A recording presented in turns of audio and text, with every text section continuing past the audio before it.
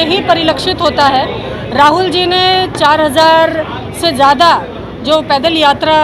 रामेश्वर कन्याकुमारी से लेकर कश्मीर तक करी, उसमें उन्होंने ये इस चीज़ को बहुत नज़दीकी से और व्यक्तिगत रूप से उन्होंने महसूस किया कि इस देश के अंदर कौन से वर्ग के साथ में अभी भी काम किए जाने की बहुत ज़रूरत है। और इसी दिशा में एक बहुत बड़ा जो नारा निकल करके आया, एक बहुत बड़ी जो लाइन निकल करके आई, वो थी नारी न्याय की। तो नारी न्याय निश्चित रूप से महिलाओं की स्थिति जो है उसमें परिवर्तन करने का, उसमें सकारात्मक सुधार करने का कांग्रेस पार्टी उसके लिए प्रतिबद्ध है। और हम लोग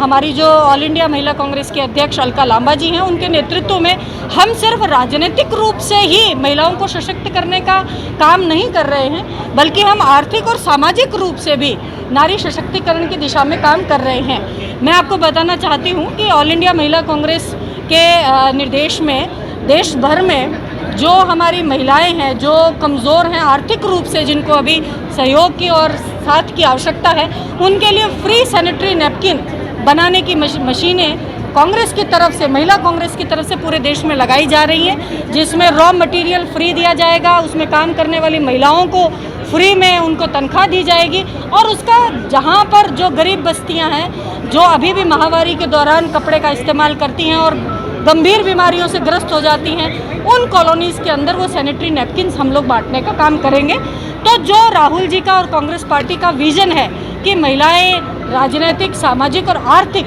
तीनों रूप से सशक्त हों, इस दिशा में हम लोग काम कर रहे हैं। मैम, आपको लगता है कि कानून व्यवस्था अभी जो है महिला को लेकर निश्चित रूप से मैं आपके मीडिया के बंधुओं के माध्यम से ये बताना चाहूँगी कि ऐसा कौन सा दिन होता है जिस दिन मीडिया के अंदर ये खबरें नहीं छपती हैं, जिस दिन हमारे चारों तरफ हम ये नहीं देखते हैं कि किसी बच्ची के साथ में, किसी महिला के साथ में, किसी हमारी बहन के साथ में कोई दुष्कर्म की घटना ना हुई हो, कोई छेड़छाड़ी की घटना ना हुई हो। ऐसा राजस्थान के अंदर तो ऐसा लगता है जैसे कहीं प्रशासन नाम की चीज़ ही नहीं है, किसी को डर बचा ही नहीं है प्रशासन का। और इसीलिए इस तरीके की घटनाएं हर रोज़ हो रही हैं, क्योंकि जो बदमाश हैं, जो अपराधी हैं, उनको कोई प्रशासन का, कानून व्यवस्था का कोई डर नहीं है। इसलिए हर दिन इस तरीके की घटनाएं हो रही हैं। और जो अब नहीं सहेगा राजस्थान का नारा देकर के महिलाओं के वोट जिन्होंने लिए थे, अब वो जाने दिया लेकर भी ढूंढने से कहीं मिल नहीं रहे हैं। और वो कोई भी महिलाओं के प्रति अपने, यहाँ तक कि मैं तो ये कहती हूँ कि आप देखिए इतनी गंभीर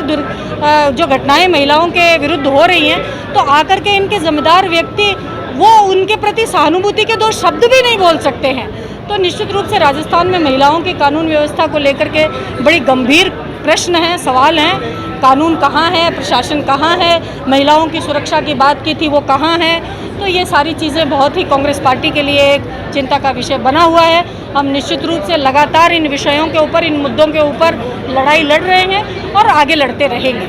ग्रामीण क्षेत्र की जो, देखिए, आपका कहना जो है कि ग्रामीण क्षेत्र की महिलाएं कम आ रही हैं, मैं आपको बताऊं कि राजीव जी ने जो 33% आरक्षण पंचायत में दिया, आज पूरे देश में 16 लाख से ज़्यादा मेरी ऐसी बहनें हैं जो कि पंचायतों में सरपंच है, जिला परिषद है, प्रमुख हैं, प्रधान हैं, अलग अलग पार्षद हैं। उसका एक उदाहरण आपके साथ जो आज अजमेर जिला प्रदेश, जो अजमेर की महिला कांग्रेस के अध्यक्ष लक्ष्मी जी हैं, वो भी पार्षद हैं। तो ऐसा कांग्रेस पार्टी ही एकमात्र ऐसी पार्टी आपको मिली 70 साल में जिसने महिलाओं को वोटिंग का राइट से दे करके, और महिला जो घर की मुखिया है, भामाशाह में भी महिला को उन्होंने मुखिया बनाने का जो एक सपना जो देखा, वो सोनिया जी ने देखा। तो इस तरीके की जो महिला सशक्तिकरण की दिशा में, और अब आप राहुल जी को ले लीजिए, तो वो जो आर्थिक न्याय, सामाजिक न्याय और राजनीतिक न्याय की जो हम बात कर रहे हैं, वो सपना राहुल जी, और प्रदेश के अंदर देखें तो हमारे तमाम जो नेता हैं, आदरणीय खड़गे जी जो अध्यक्ष हैं कांग्रेस के, वो हर मंच से